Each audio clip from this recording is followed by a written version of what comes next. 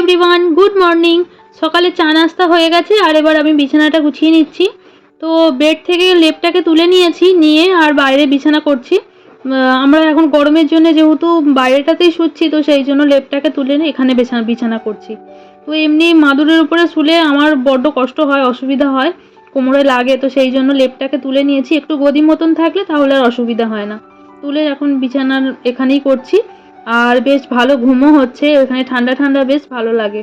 আর খুব তাড়াতাড়ি ঘুমও ভেঙে যায় সকালবেলা, জানেন তো। যেহেতু দিনের আলো হলেই চোখে একদম ডাইরেক্ট লাইটটা পড়ে, তো একটু আলো ফুটলেই অনেক ভোরবেলা ঘুম ভেঙে যায়। লেপটাকে এইভাবে ভাঁজ করে বেডের ওপরেই এক সাইডে রেখে দিই আর দিয়ে এই বেডশিটটাকে এরকমভাবে ঢাকা দিয়ে দিই। প্রথমে ভেবেছিলাম অন্য কোথাও রাখবো বা সোফাতে রাখবো, কিন্তু এত বড় জিনিসটাকে যেখানেই রাখি না কেন অনেকটা জায়গা জোড়া হয়ে যাবে, আর সোফাতে রাখলে সোফাটাই পুরো মানে জোড়া হয়ে যাবে, তখন আর বসতে পারা যাবে না, বসার জায়গা থাকবে না। তো সেই জন্য বিছানাতেই এক সাইডে এরকমভাবে রেখে দিয়েছি।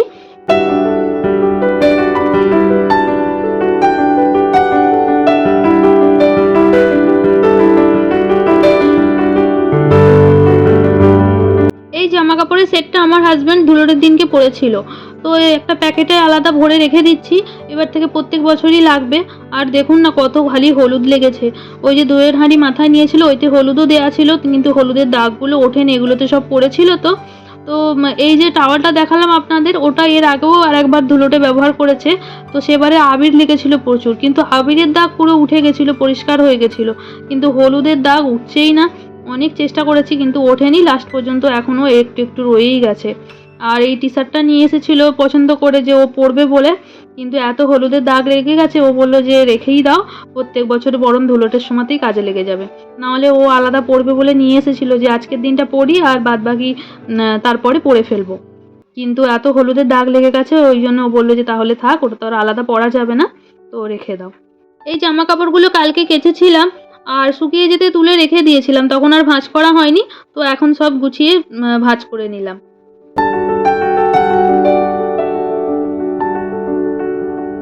আমাদের বাড়িতে পায়রার প্রচুর উৎপাত, জানেন তো। তো সেই জন্য এই ব্যালকনির জানলাগুলো সবসময় বন্ধই থাকে। আমরা যখন থাকি না তখন তো একদমই খোলা হয় না, কিন্তু আমরা থাকলে তবু তখন খুলে দিই। দুপুরের দিকটা যখন চড়া রোদ্দুর থাকে তখন একটু বন্ধ থাকে, দিয়ে তারপরে আবার বিকেলবেলা রোদ্দুর পড়ে গেলে তখন থেকে সারা রাত্রি খোলাই থাকে। জানলাগুলো খোলা থাকলে তো খুব সুন্দর হাওয়া আসেই, তার সাথে সাথে এটাও ভাবি যে পায়রাগুলো যদি ওই খোলা থাকলে অন্য জায়গায় গিয়ে বসে, তাদের অভ্যেসটা যদি চেঞ্জ হয়ে যায়, তারা হয়তো আর এখানে এসে বসবে না। কিন্তু সে তো কয়েকদিনের জন্য, আমরা চলে গেলে তখন তো বন্ধই থাকে, তখন তো আর জানলা খোলা হয় না, তো ওরা আবার এসে বসে। তারপরে ছাদের গার্ডওয়ালেতেও গিয়ে বসে, এত নোংরা করে কি বলবেন। ওদেরকে আঘাত না দিয়ে অনেকভাবে চেষ্টা করা হয়েছে, জানেন তো, যাতে ওরা অন্য কোথাও গিয়ে বসে বা অন্য কোথাও থাকে, কিন্তু ওরা কিছুতেই যায় না, এখানেই থাকে। তো সেই জন্য আর এখন আর কিছু করা হয় না, ওরা এখানেই থাকে। আর এই দেখুন এদিকে বাবুও জলে নেমে পড়েছে সাঁতার কাটতে পুকুরে। আর এই গরমের সময় দেশে এলে ও রোজের পুকুরে নামা চাই। আমাদের আশপাশে পাড়ার আরও 2-3টে ছেলে আছে, তো তাদের সাথেই ওই রোজের দুপুরবেলা ও পুকুরে নামে। আগে আমার দেওরের ছেলে ছিল যখন, তখন ওর সাথে নামতো, এখন তো ও আমাদের ওখানে গেছে। রোজের নামবে বলে বায়না করে, কিন্তু আমি বলি 1-2 দিন গ্যাপ দিয়েই নামবি, কারণ ওর পুকুরে স্নান করা অভ্যেস নেই, তারপরে আবার রোজে স্নান করলে শরীর খারাপ করে যাবে। তো আমিও সব কাজ সেরে স্নান করে চলে এসেছি, আর স্নান করে এসেই দেখলাম যে ও পুকুরে নেমেছে, তো সেই জন্য আপনাদের সাথে একটু শেয়ার করলাম। আর এবার এদিকে ভাত ডাল বসিয়ে দিয়েছি, এদিকে ভাত ফুটে গেছে আর ডালটাও সেদ্ধ হয়ে গেছে, নামিয়ে নিয়েছি, নামিয়ে এবার ডালটা সাঁতলাচ্ছি। তো বাবু আগে সাঁতার কাটতে পারতো না, গেলবারে গরমের সময় আমরা তখন দেশে আসিনি, তো ওখানে আহমেদাবাদেই ছিলাম, তো ওকে সুইমিং ক্লাসে ভর্তি করেছিলাম। তো ওখানেই ও ভালোভাবে সাঁতার কাটতে শিখে গেছে, আর সেই জন্য এবারে একা একাই সাঁতার কাটছে। তো ওরাও সাথে রয়েছে, তাও বলেছি একটু ধ্যান রাখবি, তো অসুবিধা হচ্ছে না, ও দেখলাম ভালোই সাঁতার কাটছে। আমরা যখন দিওয়ালির সময় দেশে এসেছিলাম, তখন একদিন সুরজ পুকুরে নেমেছিল, জানেন তো, সাঁতার কাটবে বলে। তখন কেউ ছিল না, একা একাই ও নেমেছিল, আর ওর বাবা ছিল পাশেই দাঁড়িয়েছিল পাড়েতে। তো ও বায়না করছিল খুব, সেই জন্য ওর বাবা বলল যে ঠিক আছে তুই যা। আর একবারে অনেকটা চলে গেছে, তো সুইমিং পুলেতে যে শেখে সেখানে তো জল কম থাকে, পুকুরে তো অনেকটা জল, আর অনেকটা চলে গেছে, আর ফিরে আসতে পারছে না, দম শেষ হয়ে গেছে। তখন বলছে পাপা বাঁচাও, বলে ওর বাবা আবার গেল, গিয়ে আবার নিয়ে এলো। তো সেই জন্য এবারে আমি ওকে বলে দিয়েছি একবারে অনেকটা চলে যাবি না, একটু একটু করে যখন দেখবি পারছিস যেতে তখন তারপরে যাবি। তো তারপরে তো ছেলেগুলো আছেই সাথে, তো ওই জন্য আর অসুবিধা হয়নি। তো এদিকে আপনাদের সাথে কথা বলতে বলতে আমার রান্নাও অনেকটা হয়ে গেল। ডাল ছাঁদলে দিয়েছি, কাঁকরোল ভেজেছি আর করলা ভেজেছি, আর পটল দিয়ে আলু দিয়ে তরকারি করব। তো সেই জন্য এখন পটলগুলো ভাজছি।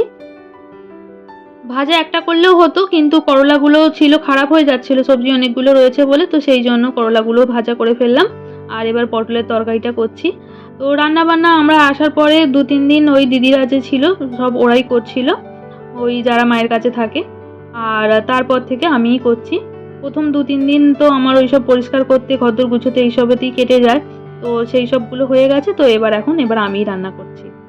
দুপুরবেলাটায় আমি করি, আর রাত্রিবেলাটাতে যে মাসি মায়ের কাছে থাকে সেই রাত্রিবেলাটাতে রান্না করে। আর আমরা এখন এসেছি বলে তাই, না হলে আমরা যখন ছিলাম না তখন ওই মাসি দুপুরবেলা এসে আবার রান্না করতো মায়ের জন্য, মাসি খেত। আর রাত্রিবেলাতে তো করতোই, রাত্রিতে থাকে মায়ের কাছে। আর এদিকে দেখুন আপনাদের সাথে কথা বলতে বলতে তরকারিও হয়ে গেছে, পটলগুলো যে ভেজে রেখেছিলাম দিয়ে দিলাম, দিয়ে এবার ঢাকা দিয়ে দেবো। খাওয়া দাওয়া হয়ে গেছে, এবার বসে একটু রেস্ট নিচ্ছি।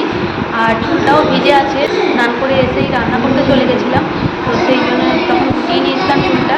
আর ভিজে আছে, এখন তুলে দিয়েছি, পাতার তলায় বসে আছে, শুকিয়ে যাবে। তাহলে আজকের ভিডিওটা এখানেই শেষ করছি।